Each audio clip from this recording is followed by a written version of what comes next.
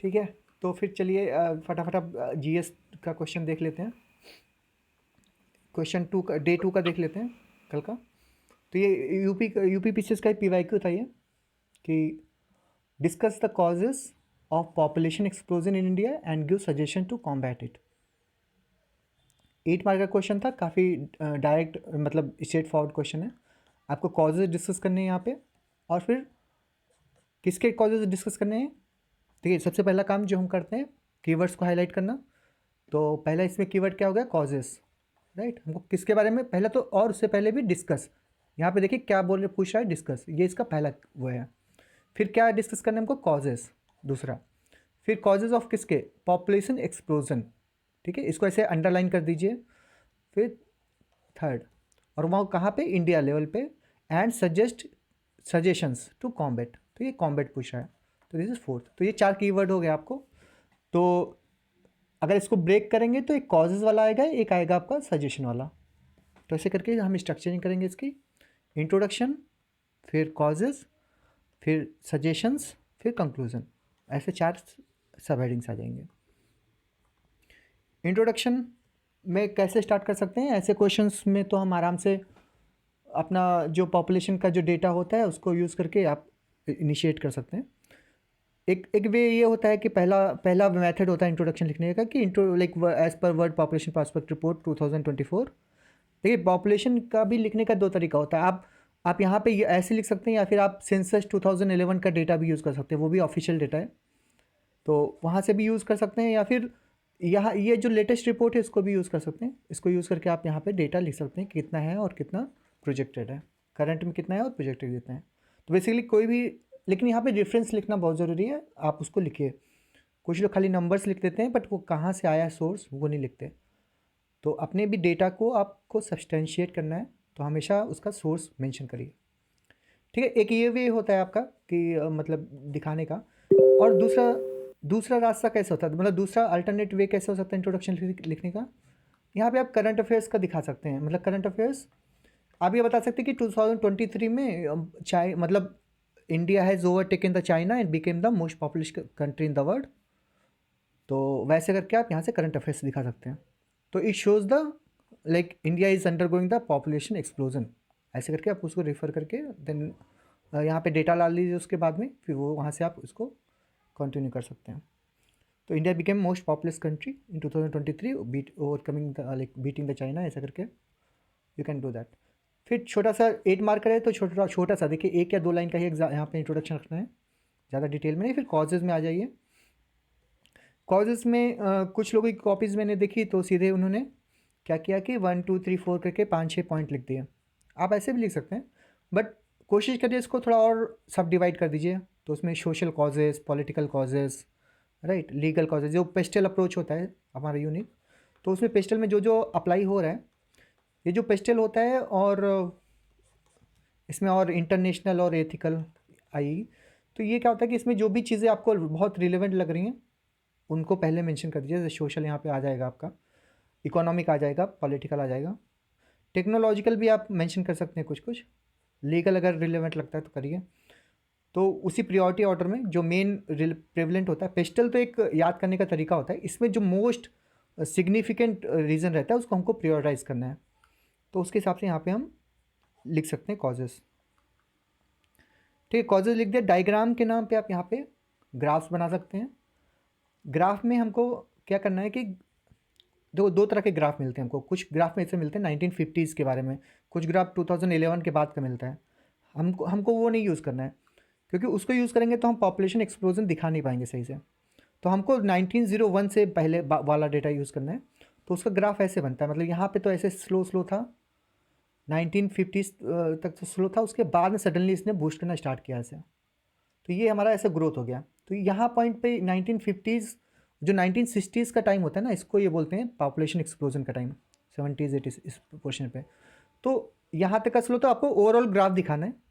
अगर आप ऐसे बार ग्राफ बनाने का नहीं चाह रहे हैं तो आप ऐसे लाइन भी बना सकते हैं सीधे, कि आप यहाँ ऐसे स्लो आई और फिर यहाँ पे सडनली वो ऐसा हो गया। यहाँ पे आप 2 3 ईयर मेंशन कर दीजिए, और सिंपल वे में आप इसका सिंपलर ग्राफ बना सकते हैं यहाँ पे। इसी ग्राफ में आप चाहें, आप साथ में चाहें तो ये ग्रोथ रेट वाला भी कर्व ऐड कर सकते हैं, तो इससे और भी दिखाएगा कि इनिशियली ग्रोथ रेट काफ़ी ज़्यादा था, फिर अभी करंट में ये ड्रॉप हो रहा है ग्रोथ रेट।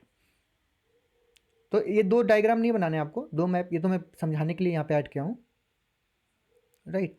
आप यहाँ पे कोई भी ये वाला खाली यूज़ करिए सिंगल। अगर आपको इनरिच करना है तो आप इसमें ग्रोथ रेट का भी एक कर्व डाल सकते हैं, otherwise this is also sufficient, right. Then causes हम लिखता कंटिन्यू करेंगे, इकोनॉमिक, सोशल, टेक्नोलॉजिकल, लीगल सब लिख दीजिए इसमें जो भी है। स्ट्रैटेजीज, ठीक है। अब देखिए यहाँ पे बहुत लोगों ने सॉल्यूशन लिखा है ना, तो they simply rote the solutions here. तो सॉल्यूशंस के भी मैंने आंसर राइटिंग सिखाई थी शुरुआत में, then I told you like 2-3 ways of writing the solution. तो one approach of writing solution was stakeholder approach. Stakeholder approach, तो स्टेक होल्डर अप्रोच क्या होता था कि आप डिफरेंट स्टेक होल्डर्स के पर्सपेक्टिव में आप बता सकते हैं सॉल्यूशंस।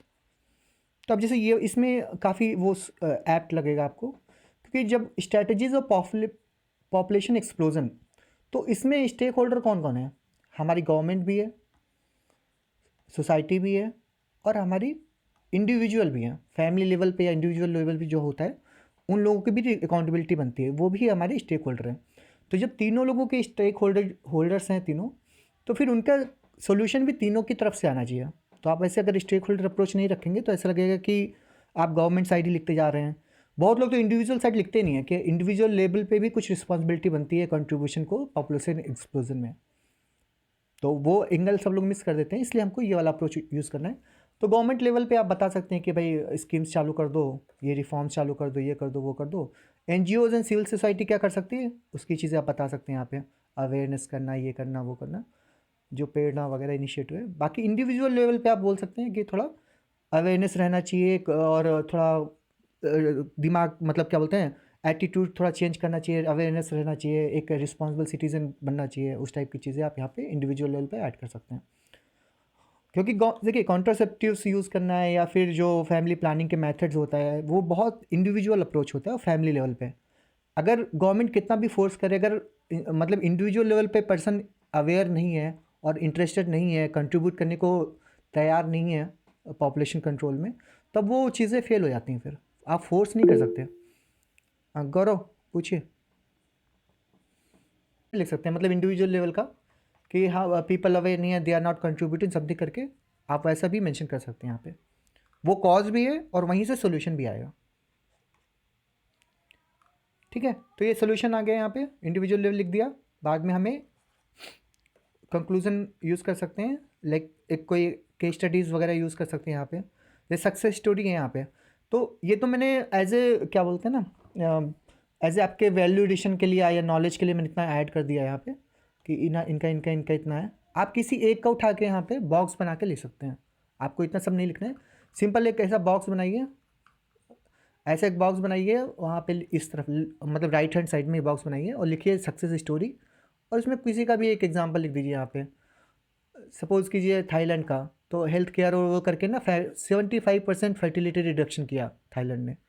तो आप यहाँ का एग्जांपल एक सिंपल उठा के खाली एक का लिखिए, तो दैट इज़ सफिशिएंट। तो success story, international success story ऐसा करके बॉक्स में लिखिए तो काफ़ी कैची लगेगा। तो जो कॉपी पढ़ेगा ना उसको अलग से ये एक सक्सेसफुल मॉडल दिख जाएगा यहाँ पे कि आपने लिखा है। तो फिर यहाँ पे थाईलैंड का एग्जांपल या फिर चाइना का एग्जांपल कुछ लिख के आप यहाँ पे 2-3 लाइन में डिस्क्राइब कर दीजिए। बाकी अपने वे फॉरवर्ड जो लिख रहे हैं वैसे उसी फ्लो में लिखते रहिए।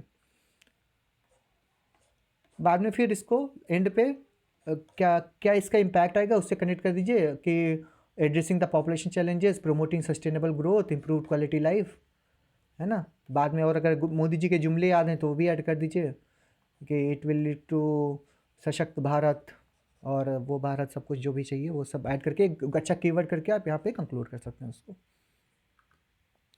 Right. It will lead to the objective of 2047 का, जो हमारा ऑब्जेक्टिव है सुपर पावर का, उसमें भी कंट्रीब्यूट करेगा, बहुत सारी चीज़ों में कंट्रीब्यूट करेगा। तो आप कोई भी एग्जांपल वहाँ पे एंड में आप लिख सकते तो उससे, और मीटिंग द एसडीजी गोल्स वो भी आप मेंशन कर सकते हैं यहाँ पे। तो इन सब चीज़ों से आप कंक्लूड कर पाएंगे। तो I think that will be 8 mark will be very enriched और बहुत ही अच्छा हो जाएगा आपका। गौरव